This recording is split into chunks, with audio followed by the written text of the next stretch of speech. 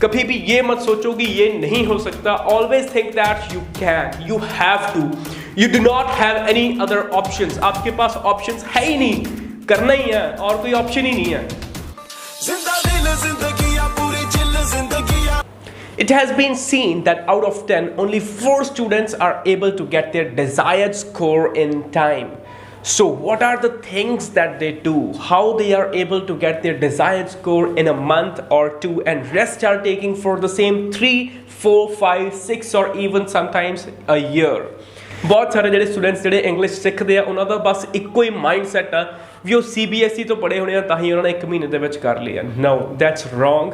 ਸੋ ਇਸ ਵੀਡੀਓ ਦੇ ਵਿੱਚ ਆਪਾਂ ਇਸੇ ਟੌਪਿਕ ਤੇ ਗੱਲ ਕਰਨ ਜਾ ਰਹੇ ਹਾਂ ਵੀ ਕਿਵੇਂ ਇੰਗਲਿਸ਼ ਤੁਸੀਂ ਬਹੁਤ ਆਸਾਨੀ ਨਾਲ ਤੇ ਬਹੁਤ ਤੇਜ਼ੀ ਨਾਲ ਸਿੱਖ ਸਕਦੇ ਹੋ। What are the 6 principals that you can implement in your life to learn any language. So viewers, ਇਸ ਵੀਡੀਓ ਨੂੰ ਲਾਸਟ ਤੱਕ ਜ਼ਰੂਰ ਦੇਖਿਓ because ਇਹ ਵੀਡੀਓ ਤੁਹਾਡੇ ਲਈ ਬਹੁਤ ਸਪੈਸ਼ਲ ਹੋਣ ਵਾਲੀ ਹੈ।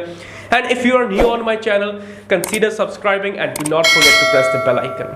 So few days before, I was reading a book named Art of Learning, which is written by Josh Waitzkin. So viewers, ਤੁਹਾਡੇ ਮਾਈਂਡ ਦੇ ਵਿੱਚ ਗੱਲ ਆਉਂਦੀ ਹੋਣੀ ਹੈ ਵੀ ਜੋਸ਼ ਵਾਟਸਕਿਨ ਕੌਣ ਆ, ਵੀ ਸਾਨੂੰ ਕਿਉਂ ਦੱਸ ਰਹੇ ਹੋ। ਜੋਸ਼ ਵਾਟਸਕਿਨ ਇੱਕ ਇਹੋ ਜਿਹੇ ਇਨਸਾਨ ਨੇ ਜਿਨ੍ਹਾਂ ਨੇ ਬਹੁਤ ਛੋਟੀ ਉਮਰ ਦੇ ਵਿੱਚ ਵਰਲਡ ਚੈਂਪੀਅਨਸ਼ਿਪ ਜਿੱਤ ਲਈ ਸੀਗੀ ਚੈਸ ਦੀ। ਇਸ ਤੋਂ ਬਾਅਦ ਇਹਨਾਂ ਨੇ ਐਕਸਲ ਕੀਤਾ ਮਾਰਸ਼ਲ ਆਰਟਸ ਦੇ ਵਿੱਚ। ਇਸ ਤੋਂ ਬਾਅਦ ਇਹਨਾਂ ਨੇ ਇਹ ਬੁੱਕ ਲਿਖੀ ਜਿਹੜੀ ਕਿ ਬਹੁਤ ਜ਼ਿਆਦਾ ਫੇਮਸ ਹੋਈ। ਇਸ ਬੁੱਕ ਦੇ ਵਿੱਚ ਇਹਨਾਂ ਨੇ ਦੱਸਿਆ ਵੀ ਕਿਵੇਂ ਆਪਾਂ ਚੀਜ਼ਾਂ ਨੂੰ ਸਿੱਖ ਸਕਦੇ ਹਾਂ ਬਹੁਤ ਹੀ ਆਸਾਨੀ ਦੇ ਨਾਲ। ਸੋ ਵਿਊਅਰਸ, ਉਹੀ 6 ਪ੍ਰਿੰਸੀਪਲ ਅੱਜ ਮੈਂ ਤੁਹਾਡੇ ਨਾਲ ਸ਼ੇਅਰ ਕਰਨ ਜਾ ਰਿਹਾ ਜਿਹਦੇ ਨਾਲ ਤੁਸੀਂ ਜਿਹੜੀ ਆਪਣੀ ਲੈਂਗੁਏਜ ਆ ਉਹਦੇ ਵਿੱਚ ਐਕਸੈਲ ਕਰ ਸਕਦੇ ਹੋ ਬਹੁਤ ਹੀ ਤੇਜ਼ੀ ਨਾਲ। Now without wasting the time, let's start with it. So first principle over here is learn macro from micro. ਇਹਦਾ ਮਤਲਬ ਇਹ ਆ ਵੀ ਬਿਗਨਿੰਗ ਤੋਂ ਸਟਾਰਟ ਕਰੋ, ਨਾ ਕਿ ਜੰਪ ਕਰਨ ਦੀ ਲੋੜ ਆ। ਜ਼ਿਆਦਾਤਰ ਸਟੂਡੈਂਟਸ ਕੀ ਕਰਦੇ ਆ, ਸਿੱਧਾ ਹੀ ਆਈਐਲਸ ਇੰਸਟੀਟਿਊਟਸ ਦੇ ਵਿੱਚ ਐਡਮਿਸ਼ਨ ਲੈਂਦੇ ਆ, ਜਾ ਕੇ ਉੱਥੇ ਲਿਸਨਿੰਗ ਰੀਡਿੰਗ ਉਹਨਾਂ ਨੂੰ ਫੜਾ ਦਿੱਤੀ ਜਾਂਦੀ ਆ ਤੇ ਕਹਿ ਦਿੱਤਾ ਜਾਂਦਾ ਵੀ ਕਰੋ। ਇੱਥੇ ਹੀ ਜਿਹੜਾ ਸਟੂਡੈਂਟ ਆ ਉਹ ਕਨਫਿਊਜ਼ ਹੋ ਜਾਂਦਾ ਕਿਉਂਕਿ ਉਹਨਾਂ ਕੋਲ ਨਾ ਕੋਈ ਟਿਪਸ ਆ ਨਾ ਕੋਈ ਟ੍ਰਿਕਸ ਆ। They do not have any kind of knowledge ਵੀ ਅਸੀਂ ਕਿਵੇਂ ਲਿਸਨਿੰਗ ਕਰਨੀ ਆ।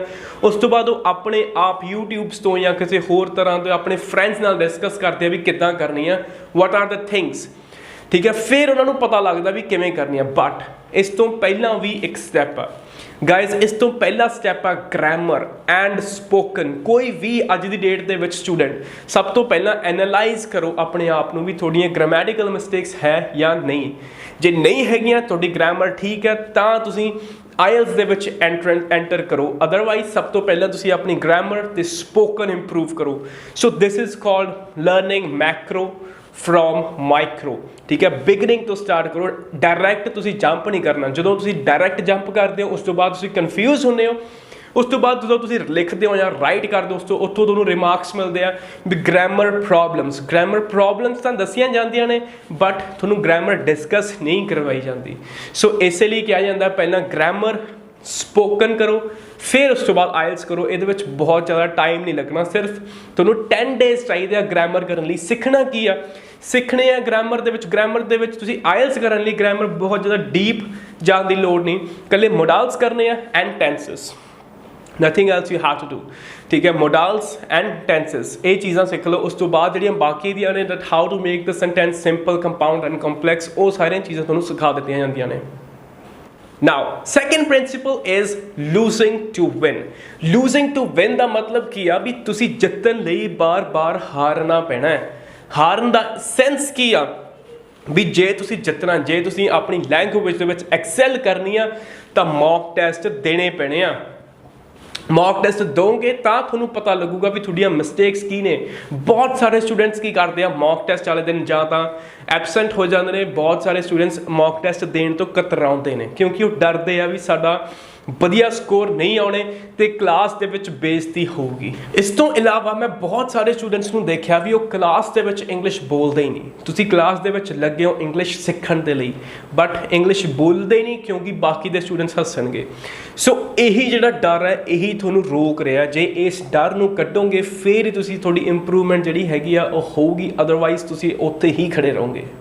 ਸੋ ਵਿਊਅਰਸ, ਬੇਇੱਜ਼ਤੀ ਤੋਂ ਨਾ ਡਰੋ, ਠੀਕ ਹੈ। ਜੇ ਤੁਸੀਂ ਐਕਸੈਲ ਕਰਨੀ ਹੈ ਲੈਂਗੁਏਜ ਦੇ ਵਿੱਚ, ਜਲਦੀ ਐਕਸੈਲ ਕਰਨਾ ਹੈ ਤਾਂ ਮੌਕ ਟੈਸਟ ਦੋਗੇ ਤਾਂ ਤੁਹਾਨੂੰ ਤੁਹਾਡੇ ਐਗਜ਼ਾਮੀਨਰਸ ਨੇ ਉਹ ਦੱਸਣਗੇ ਵੀ ਤੁਹਾਡੀਆਂ ਕੀ ਮਿਸਟੇਕਸ ਨੇ, ਉਸ ਤੋਂ ਬਾਅਦ ਹੀ ਤੁਸੀਂ ਉਹਨਾਂ ਨੂੰ ਇੰਪਰੂਵ ਕਰ ਸਕਦੇ ਹੋ। ਜੇ ਮੌਕ ਟੈਸਟ ਦੋਗੇ ਹੀ ਨਹੀਂ, ਆਪਣੀਆਂ ਜਿਹੜੀਆਂ ਮਿਸਟੇਕਸ ਨੇ ਉਹਨੂੰ ਦੁਹਰਾਈ ਜਾਓਗੇ ਤਾਂ ਤੁਹਾਡੀ ਇੰਪਰੂਵਮੈਂਟ ਨਹੀਂ ਹੋਣੀ। ਜਿੱਥੇ ਤੁਸੀਂ ਲੱਗੇ ਸੀ, ਜਿਹੜੇ ਲੈਵਲ ਤੋਂ ਇੰਸਟੀਚਿਊਟ ਜੁਆਇਨ ਕੀਤਾ ਸੀ, ਉੱਥੇ ਹੀ ਖੜੇ ਰਹੋਗੇ, ਇੰਪਰੂਵ ਨਹੀਂ ਕਰੋਗੇ। So it's really important to lose to win. Third principle is expect and prepare for dirty plan। ਇਹਦਾ ਮਤਲਬ ਕੀ ਆ? ਇਹਦਾ ਮਤਲਬ ਇਹ ਆ ਵੀ ਆਪਣਾ ਬੈਕਅਪ ਲੈ ਕੇ ਚੱਲੋ। ਵਰਸਟ ਸਿਚੁਏਸ਼ਨ ਦੇ ਵਿੱਚ ਤੁਸੀਂ ਕੀ ਕਰਨਾ ਤੁਹਾਨੂੰ ਪਤਾ ਹੋਣਾ ਚਾਹੀਦਾ। ਬਹੁਤ ਸਾਰੇ ਸਟੂਡੈਂਟਸ ਮੈਂ ਦੇਖਿਆ ਉਹ ਕੀ ਕਰਦੇ ਨੇ ਵੀ ਕਿਊ ਕਾਰਡਸ ਨੂੰ ਯਾਦ ਕਰ ਲੈਂਦੇ ਨੇ, ਕ੍ਰੈਮ ਕਰ ਲੈਂਦੇ ਨੇ, ਤੇ ਵਿਚ ਇਜ਼ ਅ ਰੋਂਗ ਵੇ। ਜਾਂ ਬਹੁਤ ਸਾਰੀਆਂ ਲਾਈਨਸ ਯਾਦ ਕਰ ਲੈਂਦੇ ਨੇ ਵੀ ਆਹ ਅਸੀਂ ਇੰਪਲੀਮੈਂਟ ਕਰ ਦਾਂਗੇ ਰਾਈਟਿੰਗ ਦੇ ਵਿੱਚ, ਬਟ ਇਹ ਇੱਕ ਬਹੁਤ ਗਲਤ ਤਰੀਕਾ ਹੈ, ਕਿਉਂਕਿ ਕੋਈ ਵੀ ਸ਼ੋਰ ਨਹੀਂ ਹੋ ਸਕਦਾ ਵੀ ਜਿਹੜੀ PDF ਦੇ ਵਿੱਚੋਂ ਤੁਸੀਂ ਕਰਦੇ ਪਏ ਹੋ ਉਹੀ 101% ਉਸੇ ਚੋਂ ਕਿਊ ਕਾਰਡ ਆਊਗਾ ਜਾਂ ਨਹੀਂ। ਸੋ ਵਰਸਟ ਸਿਚੁਏਸ਼ਨ ਇਹ ਵੀ ਹੋ ਸਕਦੀ ਆ ਵੀ ਜਿਹੜਾ ਤੁਹਾਨੂੰ ਕਿਊ ਕਾਰਡ ਆ ਉਹ ਉਸ ਤੋਂ ਬਾਹਰੋਂ ਆਵੇ। ਸੋ ਇਹ ਚੀਜ਼ ਧਿਆਨ 'ਚ ਰੱਖ ਕੇ ਜ਼ਰੂਰ ਕਰੋ, ਕਿਉਂਕਿ ਬਹੁਤ ਸਾਰੇ ਸਟੂਡੈਂਟ ਸਿਰਫ ਕ੍ਰੈਮ ਕਰਦੇ ਆ। So it's really important that you should know that how to prepare your own cue card. ਠੀਕ ਹੈ ਵੀ ਤੁਸੀਂ ਆਪਣਾ ਆਪ ਦਾ ਕਿਊ ਕਾਰਡ ਕਿਵੇਂ ਬਣਾ ਸਕਦੇ ਹੋ, ਇਹ ਤੁਹਾਨੂੰ ਆਉਣਾ ਚਾਹੀਦਾ। So there is one another thing which is also important in this principle। I have seen lot of students ਜਿਹੜੇ ਕਿ ਬਹੁਤ ਜ਼ਿਆਦਾ ਡਿਪਰੈਸ ਹੋ ਜਾਂਦੇ ਨੇ ਜਦੋਂ ਉਹਨਾਂ ਦਾ ਰਿਜ਼ਲਟ ਆਉਂਦਾ ਵੀ 1 ਚੋਂ 5.5 ਰਹਿ ਗਏ, ਬਾਕੀਆਂ ਚੋਂ ਠੀਕ ਨੇ, ਉਹ ਉੱਥੇ ਹੀ ਇੰਨਾ ਜ਼ਿਆਦਾ ਡਿਪਰੈਸ ਹੋ ਜਾਂਦੇ ਨੇ, ਉਹ ਛੱਡ ਦਿੰਦੇ ਨੇ ਵੀ no we cannot do।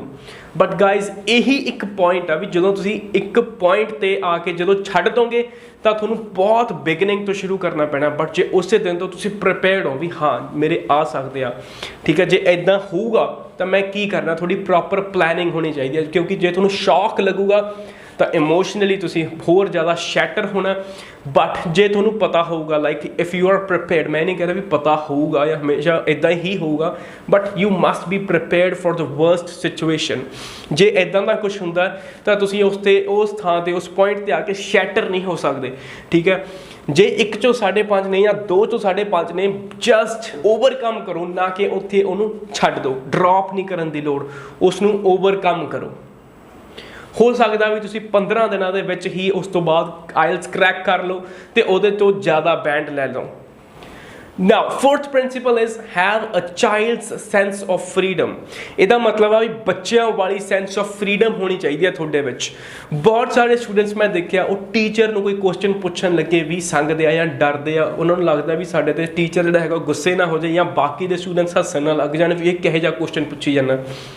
But ਇਹੀ ਮਿਸਟੇਕ ਆ ਜਿਹੜੀ ਸਟੂਡੈਂਟਸ ਕਰਦੇ ਆ।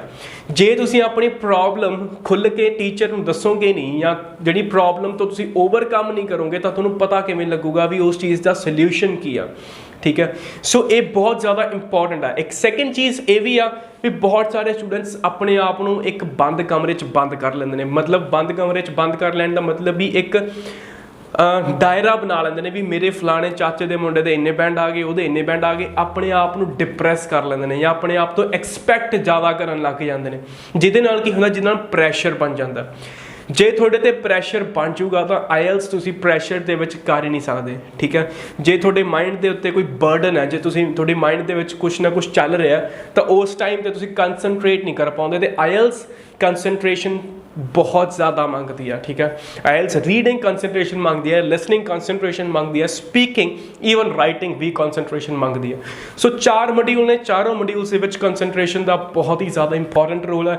ਤੇ ਕੰਸਨਟ੍ਰੇਟ ਸਿਰਫ ਉਦੋਂ ਹੀ ਕਰ ਸਕਦੇ ਹੋ ਜਦੋਂ ਮਾਈਂਡ ਤੁਹਾਡਾ ਫ੍ਰੀ ਹੈ, ਬੱਚਿਆਂ ਵਾਂਗੂ। ਠੀਕ ਹੈ, ਸੋ ਇਹ ਨਾ ਸੋਚੋ ਵੀ ਟੀਚਰ ਕੀ ਕਹੂਗਾ। ਸਿਲੀ ਤੋਂ ਸਿਲੀ ਕੁਐਸਚਨ ਵੀ ਹੈ ਉਹ ਵੀ ਪੁੱਛੋ। ਵੱਧ ਤੋਂ ਵੱਧ ਕੀ ਹੋਊਗਾ, ਬਾਕੀ ਦੇ ਸਟੂਡੈਂਟਸ ਹੱਸ ਲੈਣਗੇ, ਟੀਚਰ ਹੱਸ ਲੂਗਾ, ਗੁੱਸੇ ਤਾਂ ਕੋਈ ਵੀ ਨਹੀਂ ਹੁੰਦਾ ਹੈਗਾ। ਠੀਕ ਹੈ, so it's really important that have sense of freedom like a child.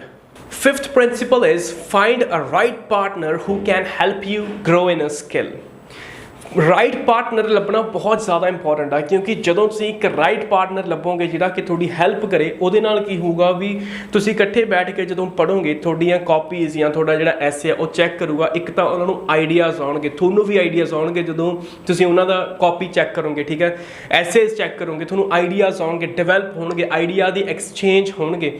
ਠੀਕ ਹੈ, ਉਸ ਤੋਂ ਬਾਅਦ ਗ੍ਰਾਮੈਟੀਕਲ ਮਿਸਟੇਕਸ ਦਾ ਪਤਾ ਲੱਗੂਗਾ, ਤੁਹਾਨੂੰ ਫਲੂਐਂਸੀ ਦੱਸੂ ਬੰਦਾ ਵੀ ਕਿੱਥੇ ਤੁਸੀਂ ਗਲਤ ਹੋਗੇ। ਇੱਕ ਕਲਾਸ ਦੇ ਵਿੱਚ ਸਿਰਫ 10 ਮਿੰਟ 15 ਮਿੰਟ ਸਪੀਕਿੰਗ ਕਰਕੇ ਤੁਸੀਂ ਐਕਸਪੈਕਟ ਨਹੀਂ ਕਰ ਸਕਦੇ that you can excel in a language. ਠੀਕ ਹੈ, ਯੂ ਨੀਡ ਐਕਸਟਰਾ ਟਾਈਮ ਤੁਹਾਨੂੰ ਤਾਂ ਹੀ ਮਿਲੂਗਾ ਜੇ ਤੁਸੀਂ ਆਪ ਪੈਸ਼ਨੇਟ ਹੋ, ਤੁਸੀਂ ਆਪ ਸਿੱਖਣਾ ਚਾਹੁੰਦੇ ਹੋ। ਠੀਕ ਹੈ, ਸੋ ਉਹ ਚੀਜ਼ ਤੁਸੀਂ ਸਿੱਖਣ ਲਈ ਇੱਕ ਰਾਈਟ ਪਾਰਟਨਰ ਦੇਖੋ ਜਿਹਦੇ ਨਾਲ ਤੁਸੀਂ ਪ੍ਰੈਕਟਿਸ ਕਰ ਸਕਦੇ ਹੋ। ਜੇ ਤੁਹਾਡੇ ਕੋਲ ਰਾਈਟ ਪਾਰਟਨਰ ਨਹੀਂ ਹੈਗਾ ਤਾਂ ਤੁਸੀਂ ਹੁਣ ਅੱਜ ਦੀ ਡੇਟ ਦੇ ਵਿੱਚ ਆਨਲਾਈਨ ਕਲਾਸਿਸ ਵੀ ਲੈ ਸਕਦੇ ਹੋ। ਆਪਾਂ ਵੀ ਪ੍ਰੋਵਾਈਡ ਕਰ ਦਿੰਦੇ ਹਾਂ online classes. If you want you can WhatsApp me and on my WhatsApp number. Okay, so now last principle is work on areas which you are neglecting before you are forced to.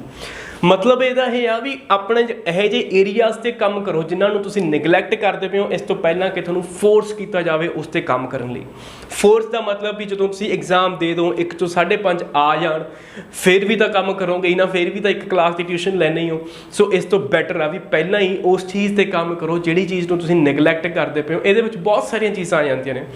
For example ਜਦੋਂ ਤੁਹਾਨੂੰ remarks ਦਿੱਤੇ ਜਾਂਦੇ ਆ teachers ਦੇ ਦੁਆਰਾ ਵੀ ਤੁਹਾਡੀ fluency week ਆ, ਤੁਹਾਡੀ ਕੋਹਰੈਂਸ ਵੀਕ ਆ, ਤੁਹਾਡੀ ਗ੍ਰਾਮਰ ਵੀਕ ਆ, ਉਹਨਾਂ ਚੀਜ਼ਾਂ ਨੂੰ ਨਿਗਲੈਕਟ ਨਾ ਕਰੋ। ਸਟੂਡੈਂਟਸ ਕੀ ਕਰਦੇ ਆ, ਸਟੂਡੈਂਟਸ ਰਿਮਾਰਕਸ ਸੁਣ ਕੇ ਭੁੱਲ ਜਾਂਦੇ ਨੇ ਵੀ ਚਲੋ ਕੱਲ ਨੂੰ ਦੇਖਾਂਗੇ, ਕੱਲ ਨੂੰ ਕੀ ਦੇਖਾਂਗੇ, ਕੱਲ ਨੂੰ ਵੀ ਸੇਮ ਰਿਮਾਰਕਸ ਹੀ ਰਹਿਣੇ ਨੇ ਕਿਉਂਕਿ ਤੁਸੀਂ ਉਸ ਚੀਜ਼ ਤੇ ਕੰਮ ਹੀ ਨਹੀਂ ਕਰ ਰਹੇ। ਠੀਕ ਹੈ, ਉਸ ਚੀਜ਼ ਨੂੰ ਨਿਗਲੈਕਟ ਕਰ ਦਿੰਦੇ ਹੋ। ਜਦੋਂ ਜਿਹੜੇ ਟੀਚਰ ਨੇ ਤੁਹਾਨੂੰ ਇੱਕ ਰਿਮਾਰਕ ਦਿੱਤਾ ਵੀ ਤੁਹਾਡੀ ਗ੍ਰਾਮਰ ਵੀਕ ਹੈ, ਤੁਹਾਡੀ ਫਲੂਐਂਸੀ ਵੀਕ ਹੈ, ਤੇ ਜੇ ਫਲੂਐਂਸੀ ਵੀਕ ਹੈ, ਫਲੂਐਂਸੀ ਤਾਂ ਇੰਪਰੂਵ ਹੋਊਗੀ ਜੇ ਪ੍ਰੈਕਟਿਸ ਕਰੋਗੇ।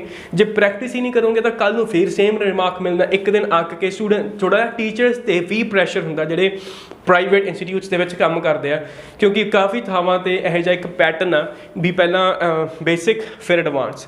ਸੋ ਬੇਸਿਕ ਦੇ ਵਿੱਚ 1 ਮਹੀਨਾ ਹੀ ਰੱਖਦੇ ਆ ਸਟੂਡੈਂਟ ਨੂੰ। ਸੋ ਉਹਨਾਂ 'ਤੇ ਪ੍ਰੈਸ਼ਰ ਹੁੰਦਾ ਵੀ ਇਹਨੂੰ ਹੁਣ 6 ਦੇ ਦਿਓ, ਇਹਨੂੰ ਅੱਗੇ ਟਪਾਓ, ਬਾਕੀ ਦੇ ਸਟੂਡੈਂਟਸ ਨੇ ਆਉਣਾ। ਸੋ ਉਹ ਥੋੜ੍ਹੀਆਂ ਮਿਸਟੇਕਸ ਨੂੰ ਫਿਰ ਟੀਚਰ ਨਿਗਲੈਕਟ ਕਰ ਦਿੰਦਾ। ਠੀਕ ਹੈ, ਇਸ ਲਈ ਨਿਗਲੈਕਟ ਨਾ ਕਰੋ। ਜਿਹੜੇ ਰਿਮਾਰਕਸ ਤੁਹਾਨੂੰ ਟੀਚਰਸ ਦਿੰਦੇ ਆ ਉਹਨਾਂ ਨੂੰ ਇੰਪਲੀਮੈਂਟ ਕਰੋ। ਠੀਕ ਹੈ, ਆਪਣੀ ਲਾਈਫ ਦੇ ਵਿੱਚ ਉਹਨਾਂ ਨੂੰ ਇੰਪਰੂਵ ਕਰਨ ਦੀ ਟਰਾਈ ਕਰੋ। ਇਹਦੇ ਨਾਲ ਤੁਸੀਂ ਜਿਹੜੀ ਆਪਣੀ ਸਪੀਕਿੰਗ ਆ, ਜਿਹੜੇ ਤੁਹਾਡੇ ਬਾਕੀ ਦੇ ਮੋਡਿਊਲ ਨੇ, ਇੰਗਲਿਸ਼ ਬਹੁਤ ਜ਼ਿਆਦਾ ਜਲਦੀ ਸਿੱਖ ਸਕਦੇ ਹੋ। So these are the 6 principles with which you can excel in any field instantly. ठीक है, so I hope guys this video is beneficial for you. If yes, do not forget to hit the like button and do not forget to share it with your friends. Thank you for watching.